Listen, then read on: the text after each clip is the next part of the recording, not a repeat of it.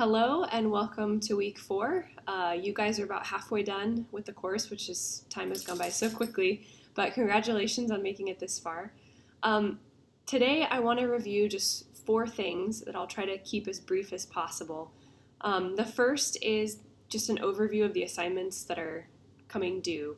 I think it's pretty clear that we're working on related assignments for the next few weeks. So last week, week 3, you had the first 5 sources of your annotated bibliography due. Week 4, you have the next 5 sources of your annotated bibliography due.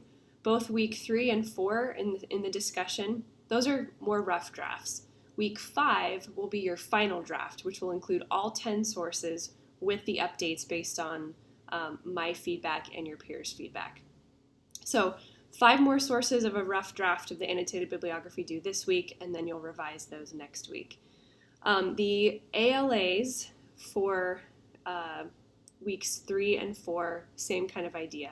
They're rough drafts, so you completed at least 3 pages of your ALA this last week. This week, you're building that into the full 5 to 7 pages, and then next week, week 5, you're doing a final draft based on my feedback, and if you've asked your peers to review your work based on their feedback as well.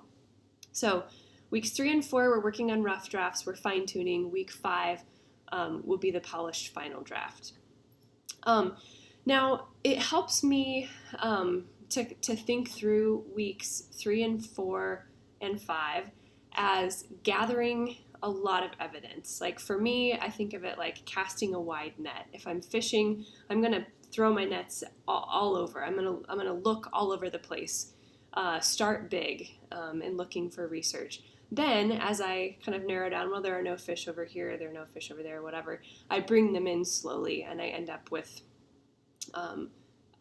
less than what I may have thrown out to begin with. So the idea is we're gathering a lot of information, we're organizing that information, we're processing that information, and then once we've done that, we will insert our own argument. And I don't think that I said this clearly in my last video, but weeks 3, 4, and 5, we're gathering a lot of research.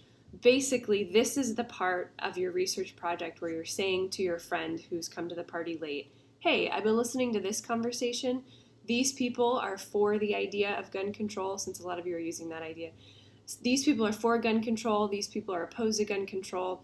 These people who are for it for these reasons, but they're for it for different reasons. This other group that's against it is against it for select reasons. This group is also against it, but against it for different reasons. I don't know if any of that is making sense at all.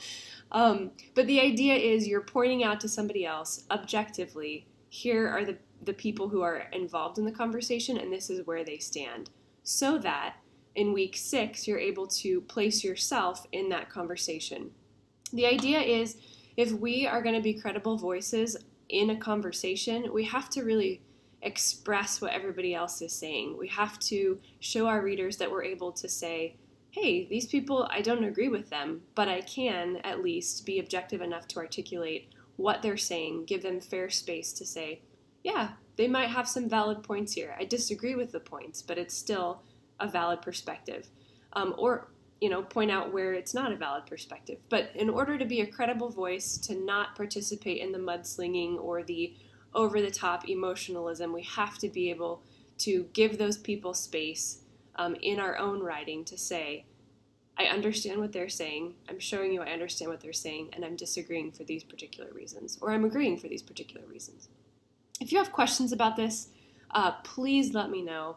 I don't particularly feel like I explained that super well right now, but I'm doing my best. But if you want to Skype and talk about it, or if you want to chat and talk about it, or email back and forth, that's fine. I basically just want you to know how to do what you're doing. Along those lines, in efforts to show you that, I am uploading a copy of an annotated bibliography that I have created. Now, it's all together, so the first part of it is an essay, which is essentially the ALAs that you've been working on. And then in my annotated bibliography, the citations with the annotations follow. Your format will be a little different. My annotations are not as objective as yours will be, because I've already, in my example, located where I stand or where I think I'm going to stand. But it's just to try to help you understand what the purpose of writing the annotated bibliography is and what the purpose of writing this more objective kind of situational essay is doing. Anyway, if you have questions on that, let me know. The link to that is in lower down on the post here. The next thing I want to talk about is APA format. I've commented very briefly on some of your essays about APA format. I've done it briefly because I really do expect that you have read through Purdue OWL's website that has extensive information about APA formatting. If you have a specific question about it, please feel free to ask me, but please know that I do expect that you've read through that first, because that will answer most of your questions, I'm fairly confident. The next note I have is on your rough drafts and your final drafts. I have completed grading your week 2 ALAs, and I do want to note one thing. On your rough drafts, I've graded them with the understanding that they're rough drafts. The final drafts I graded with the understanding that they're final drafts. So your grade, if you got a C on the rough draft, doesn't necessarily mean that you're going to get a C or higher on the final draft. I want to make that clear.